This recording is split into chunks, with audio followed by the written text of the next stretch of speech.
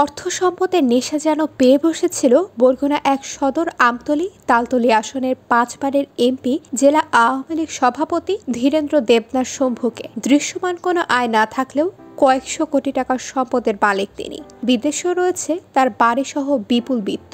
নির্বাচনী এলাকায় জনপ্রিয়তা খুব একটা না থাকলেও বারবার তাকে নৌকার মনোনয়ন দিয়েছে দল। এই সুযোগ কাজে লাগিয়ে গড়েছেন সম্পদের পাহাড়। সর্বশেষ জাতীয় নির্বাচন নিয়ে মোট 7 বার দলীয় মনোনয়ন পাওয়া এই নেতা 2 বার হেরেছেন নিজ দলের বিদ্রোহী আর স্বতন্ত্র প্রার্থীর কাছে। কথিত আছে প্রতিবেশী দেশের কোটায় বারবার তাকে মনোনয়ন দিত আওয়ামী লীগ। সর্বশেষ অনুষ্ঠিত জাতীয় নির্বাচনে নিজ দলের স্বতন্ত্র প্রার্থী ছেলে সুনাম দেবনাথকে মাদক বাণিজ্যের সহায়তার অভিযোগ আছে তার বিরুদ্ধে।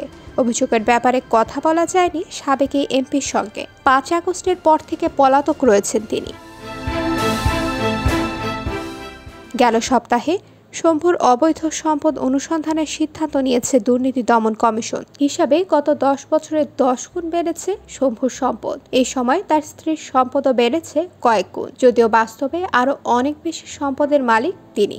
অভিযোগ বরগুনার বিভিন্ন পর্যায়ে দায়িত্বশীল ব্যক্তিদের। 2008 সালের জাতীয় নির্বাচনে দেওয়া হলফনামায় মাত্র 21,11,000 টাকার অস্থাবর সম্পদ রয়েছে বলে উল্লেখ করেন শম্ভু।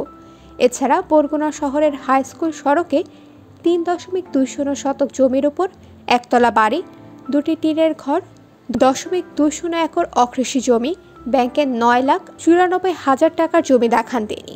গুলশানে 3,300 বর্গ ফুটের একটি ফ্ল্যাট রয়েছে শম্ভুর। বসুন্ধরা আবাসিক এলাকা এবং প্রিয় প্রাঙ্গণে রয়েছে স্ত্রী কন্যা সহ পরিবারের সদস্যদের নামে 4টি প্লট।